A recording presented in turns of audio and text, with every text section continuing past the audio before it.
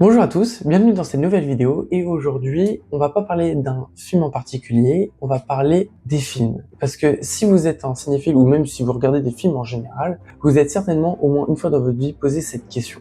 Comment on fait un bon film? Qu'est-ce qui fait que ce film-là est un bon film? En réalité, je sais pas. Et même, je pense que personne ne sait. Parce qu'il n'y a pas vraiment de recette pour faire un bon film. Mais il y a quand même quelques règles à respecter. Il y a une petite entreprise, une petite boîte américaine et tout, qui s'appelle Pixar, qui a sorti une liste de 22 règles à appliquer qui font d'un film un bon film. Tu regardes tous les succès qu'ont fait Pixar, tu te dis qu'ils sont plutôt légitimes de parler de ce sujet. Et donc je me suis dit qu'on allait découvrir ou redécouvrir ces règles ensemble et que ça valait le coup d'en faire une petite vidéo. Donc les 22 règles pour faire un bon film sur le Pixar, c'est parti. Avant de commencer, je préfère préciser un truc, c'est que c'est pas parce qu'on parle des règles de Pixar que tous mes exemples vont sortir de Pixar. Je parlais des films en général, donc si je te sors Terminator à un moment, c'est pas Pixar. C'est juste que, voilà, genre c'est le premier exemple qui me vient en tête.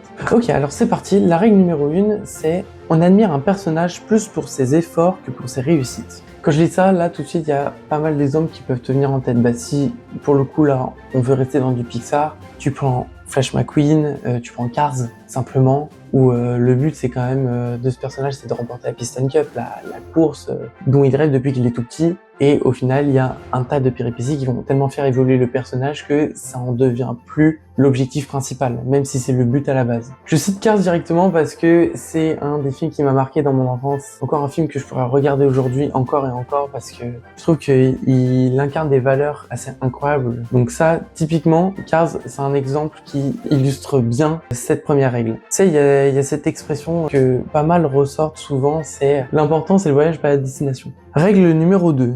Vous devez garder à l'esprit ce qui est intéressant pour vous en tant qu'audience, pas ce qui est amusant à faire en tant que créateur. Les deux peuvent être très différents. Cette règle, je la trouve forcément importante. De toute façon, je suis personne pour dire que cette règle, on s'en fout. Elle est ultra compliquée à mettre en place, je trouve. Notamment quand tu commences, comme moi par exemple, qui commence à écrire des petits trucs à droite, à gauche et tout. T'as forcément plein de trucs qui t'arrivent en tête. Tu dis, ça, ce serait génial de le mettre, ça, ce serait génial, ça, ce serait génial et tout. Il y a trop de trucs. Il y a des choses, tu vas devoir sacrifier dans une histoire parce que, bah, soit ça rentre pas dedans, soit c'est trop compliqué, soit c'est incohérent et tout. Mais c'est des idées qui te viennent et des fois, ça te fait mal au cœur. Et il faut essayer de outrepasser ça, d'outrepasser cette vision d'auteur et se mettre à la place du spectateur. Et c'est quelque chose que je trouve ultra compliqué au départ. Et puis même, je rebondis là-dessus. Imaginons, t'as monté en grade et tout, maintenant t'es payé pour être scénariste. On te fait une commande et on te dit, voilà, je veux que tu m'écrives ça et uniquement ça parce que ça marche. Mais ce truc que tu dois écrire, c'est vraiment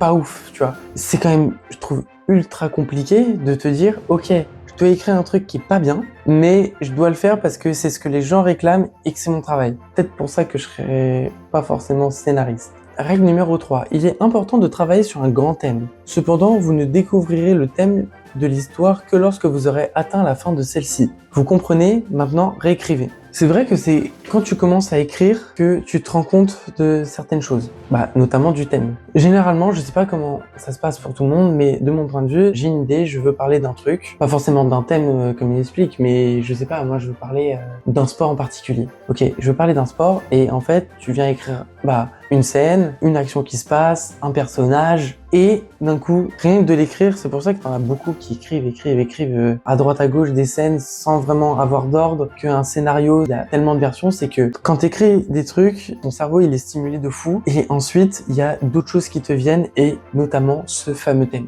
Le thème, c'est vraiment la base du scénario. Une fois que t'as ton thème et que tu te rends compte que tu vas réécrire toute ton histoire et qu'il y a d'autres idées qui vont te venir en tête, maintenant que tu auras ce thème, ça va être beaucoup plus précis, beaucoup plus efficace d'écrire parce que tu vas toujours te rapporter à ce thème-là. Je sais pas, si tu te dis et puis là, il rencontre une fille et elle l'invite à une soirée. Ok, mais si mon personnage, il se sent isolé, il a fait ses sacrifices de plus aller à une fête pour le sport et tout, pour le sport qu'il aime, qu'est-ce qui va se passer à cette soirée? Est-ce qu'il va être de côté? Est-ce qu'il va refuser l'invitation? Est-ce qu'il va dire fuck, moi aussi j'ai le droit de vivre et tout? Et je suis en full impro, j'ai pas écrit ça, mais t'as plein de scénarios qui t'arrivent à droite à gauche, t'as plein d'idées. C'est pour ça que souvent on se retrouve avec t'as des versions de scénarios avant jusqu'à V8, genre c'est des moteurs de voiture à ce niveau-là. Numéro 4. Il était une fois, tous les jours, un jour, à cause de ça, jusqu'à ce que finalement, On dirait une phrase de Blanc Manger Coco, je vous l'accorde. En réalité, ça, c'est pour t'aider à pitcher ton film. Il y a des gens qui ont dit, en vrai, un pitch, c'est une phrase, maximum. Et si t'arrives à résumer tout ton film en cette phrase, c'est que ton film, il tient la route. En vrai, c'est à tester. Règle numéro 5. Simplifiez, concentrez-vous, sautez les détours.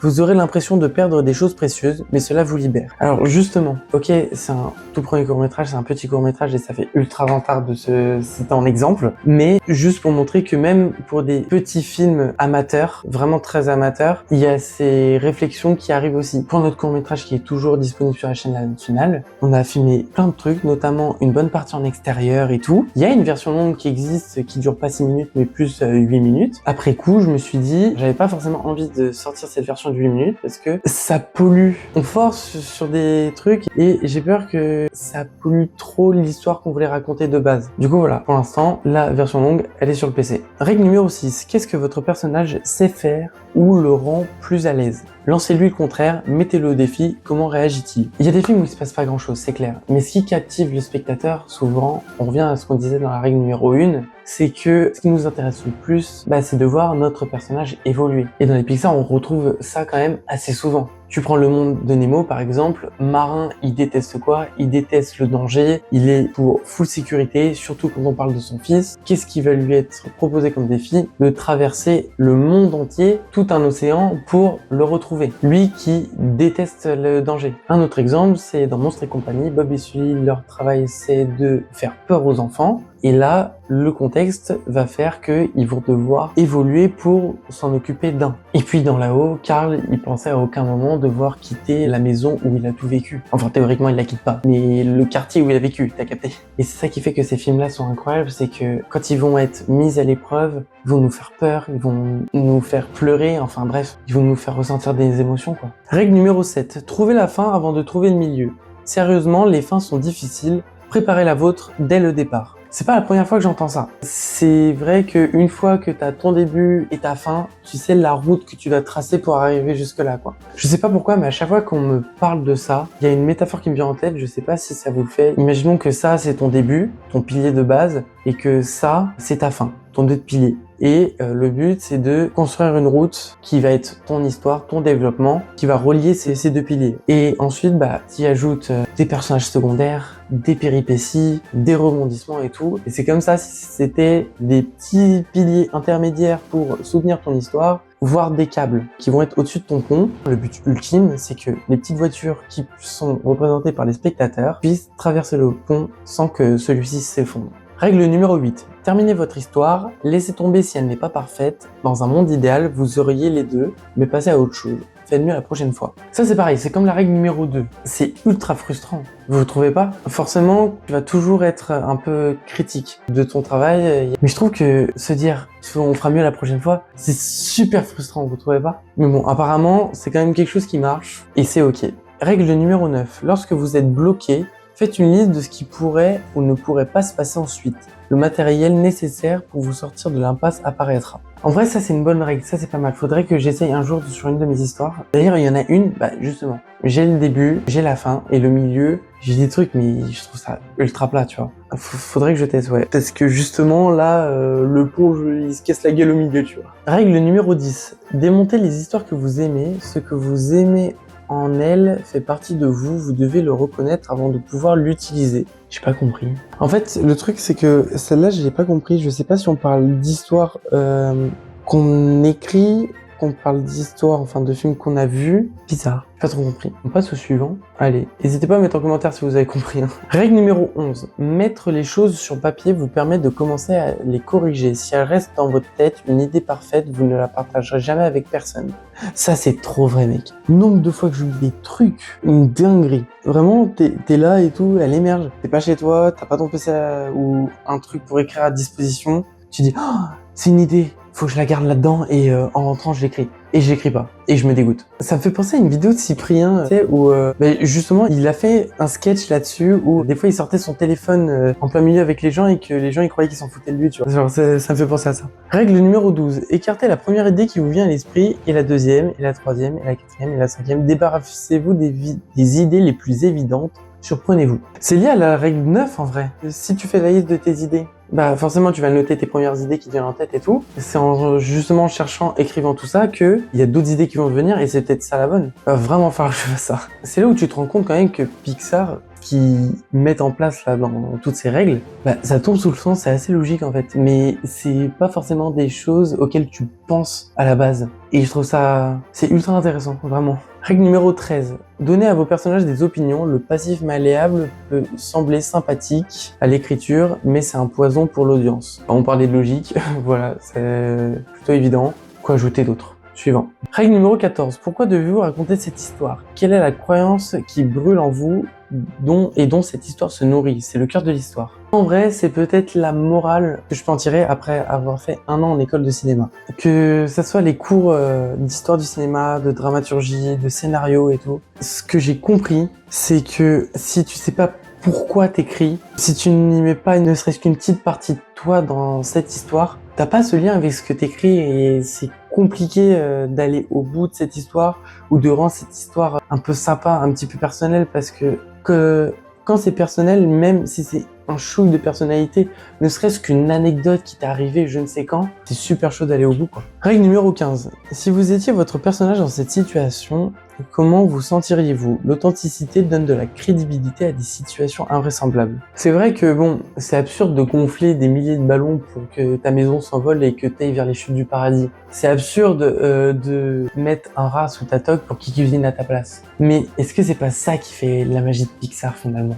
Ces films, ils sont bien sûr irréels, mais quand tu te laisses un petit peu transporter dans cet univers-là, tu comprends que ça a un signe, ça a une importance et t'arrives à comprendre certaines choses de la personnalité des personnages et tout ça c'est grâce à l'écriture de ces derniers. Pourquoi Linguini il collabore avec un rat sans déconner? Bah parce que pour une fois il a l'occasion de pas être un raté. Pourquoi Carl il part avec sa maison, il part avec tous ses souvenirs? C'est que quelque part sa maison c'est un peu la seule partie le seul souvenir qu'il aura de sa femme. Et il emmène tous ses souvenirs avec lui dans leur aventure commune qui s'était promis depuis qu'ils étaient jeunes. Et c'est ça qui fait que c'est incroyable en fait. Règle numéro 16. Quels sont les enjeux? Donnez-nous une raison de nous rallier au personnage. Que se passe-t-il s'il ne réussit pas? Mettez toutes les chances contre eux. En vrai, tout ça est lié. Si tu donnes des opinions à ton personnage, tu te mets à sa place et tout coule de source. Un exemple, un film que j'adore, c'est aussi un film d'animation, mais c'est pas Pixar, c'est Sony Pictures. C'est Spider-Man Across the Spider-Verse. C'est intéressant parce que c'est un film justement où, oui, il y a un antagoniste qui est la tâche, mais il n'y a pas seulement cet antagoniste. Il est plutôt secondaire dans ce film-là. Peut-être pas dans le 3e, on sait pas, moi j'ai hâte qu'il sorte, hein, mais voilà. Dans le film de base, l'antagoniste, ou plutôt l'anti-héros principal, c'est Miguel O'Hara. Et ce qui est intéressant, c'est que il fait pas le mal. Et Miles Morales ne fait pas le mal non plus. Quelque part, c'est 2 Spider-Man qui sont dans le même camp. Le truc, c'est qu'ils ont des opinions différentes de faire le bien. Il n'y en a pas une qui est mauvaise, il n'y en a pas une qui est bonne. C'est juste 2 opinions différentes. Et c'est ça que je trouve ultra intéressant dans ce film. Et au moment où j'en ai fait la critique, je sais plus si j'en avais parlé, ça date d'il y a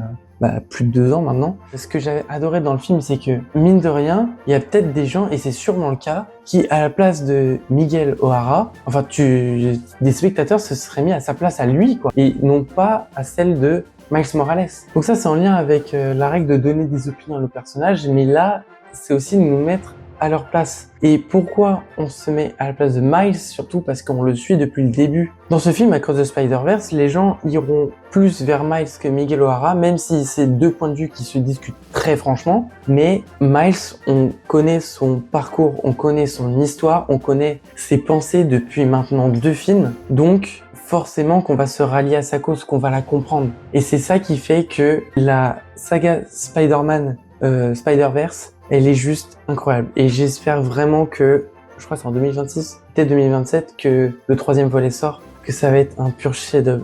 Parce que là, on pourrait avoir les trilogies les plus parfaites du cinéma. Vraiment. Bref, on s'est un peu écarté là, non? Allez, règle numéro 17. Aucun travail n'est jamais gaspillé. Si ça ne marche pas, laissez tomber et passez à autre chose. Cela reviendra et ce sera utile. Je le comprends comme ça. Dites-moi comment vous le comprenez-vous. Imaginons, le début de ton film, c'est la scène 1. La dernière scène, c'est la 5. T'écris la scène 3. Et tu dis, c'est la merde la scène 3. Si on suit cette règle, visiblement, faut pas acheter la scène 3. C'est pas parce qu'elle correspond pas forcément à ce que t'as dit dans ton film, enfin dans ton histoire, que tout est à jeter. Parce que si tu te mets à écrire la scène 2 et la scène 4, tu vas dire, ah mais en fait, peut-être qu'il y a des morceaux de la scène 3 que je peux reprendre, mais en modifiant des trucs. Voilà, c'est comme ça que je comprends. Règle numéro 18. Il faut se connaître la différence entre soi-même et faire des caprices. Le storytelling est un test, pas un raffinement. Là, pour le coup, c'est peut-être une troisième règle que je comprends pas. Pareil, hein, n'hésitez pas en commentaire si vous avez compris et tout, de m'expliquer, c'est un échange. Donc voilà, si vous n'êtes pas d'accord ou que vous avez plus de détails sur une règle en particulier, bah n'hésitez pas à me mettre ça en commentaire. Règle numéro 19. Les coïncidences pour mettre les personnages dans le pétrin sont géniales. Les coïncidences pour les en sortir sont de la triche. Ouais, et c'est ça d'ailleurs qu'on appelle des facilités scénaristiques. Quand par exemple, je sais pas,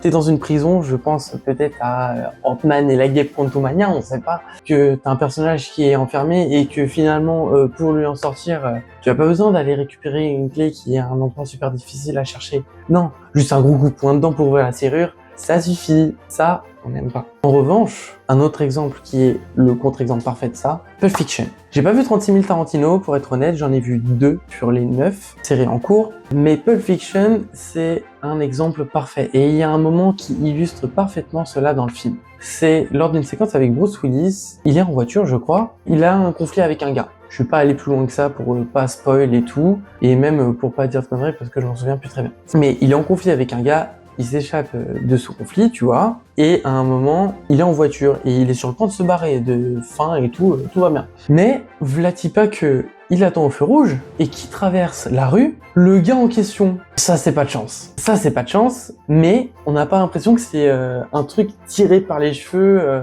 pour faire avancer l'histoire. Là, tu te dis juste, oh merde, tu te demandes ce qui va se passer ensuite. Ça crée un peu une tension et tout, et c'est vachement cool. Je vous conseille de voir Pulp Fiction, c'est vachement intéressant quand même comme film. C'est pas du goût de tout le monde, surtout que Tarantino il a son univers bien à lui, mais ça reste quand même quelque chose. Règle numéro 20. Exercice. Prenez les blocs de base d'un film que vous n'aimez pas. Comment les arranger pour en faire un film que vous aimez? J'ai essayé ça avant d'avoir les règles, mais j'ai déjà fait ça. Pour la petite anecdote, j'aimerais trop faire un film de moto. Voilà, petit teaser, vous comprendrez ça dans les prochaines vidéos. Mais c'est une grande envie que j'ai de faire un film de moto. Et il y a un film sur Prime Video qui est sorti il y a pas si longtemps, peut-être décembre dernier, ou alors janvier, je sais plus, qui s'appelle One Fast Move. J'ai vu de la moto course et tout, je me suis dit, oh trop bien, ça va être trop bien. Je regarde le film et je lui ai mis combien sur Letterboxd? 1,5, 2. J'ai pas aimé. J'étais trop frustré parce que quand c'est un univers qui te passionne, que t'adores, que tu connais surtout au plus profond de toi, et que tu vois que le résultat est pas satisfaisant, t'es en mode j'ai trop le seum. Mais tu reviens à te dire du coup, et je ferais quoi moi à la place? Comment je mettrais en scène un film comme ça? Et là, une idée de film. Paf. Règle numéro 21. Vous devez vous identifier à vos personnages / situations. Vous ne pouvez pas vous contenter d'écrire cool. Qu'est-ce qui vous ferait agir de cette façon? Cette règle, j'ai l'impression que c'est la règle de conclusion de comment bien caractériser un personnage. J'ai l'impression, c'est ce qu'on a dit sur les enjeux, l'évolution, ses opinions, ses choix, etc. Tout mène à cette règle. Et pour finir, règle numéro 22.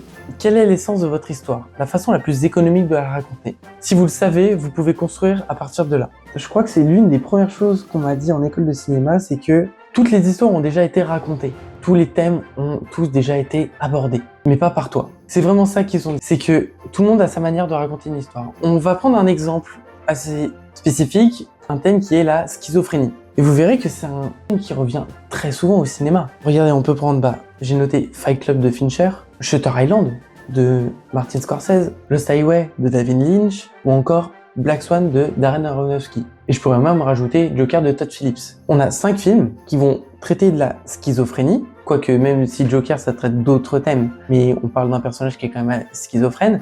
Il parle de la même chose, et pourtant c'est illustré, c'est mis en scène, c'est écrit de manière tellement différente que chacun de ces films ont leurs points forts qui font que ils sont tous incroyables les uns autant que les autres. Et ce qui est aussi super intéressant, c'est que pour la majorité des films cités, ils sont quand même très très bien reçus par la majorité du public. Par exemple, Lost Highway, je vais peut-être lui mettre 3,5, 4 sur 5. Je sais plus combien je lui ai mis. Et je prends Shutter Island, je vais lui mettre 5 sur 5. Tu vois, parce que justement, c'est pas la même histoire. Et il y a des films qui te touchent plus que d'autres. Et je trouve ça juste incroyable. Je trouve d'ailleurs que c'est une bonne manière de conclure cette vidéo, c'est que peut-être certes tous les thèmes qui ont été racontés, mais c'est ça la magie du cinéma, c'est qu'il n'y a pas une façon de la raconter, il n'y a pas une façon de la mettre en scène, une façon de l'écrire, il y en a des milliers, une infinité carrément. C'est ça qui fait que c'est toujours un plaisir d'aller au cinéma, qu'on n'est jamais lassé finalement, parce que si on verrait toujours les mêmes choses,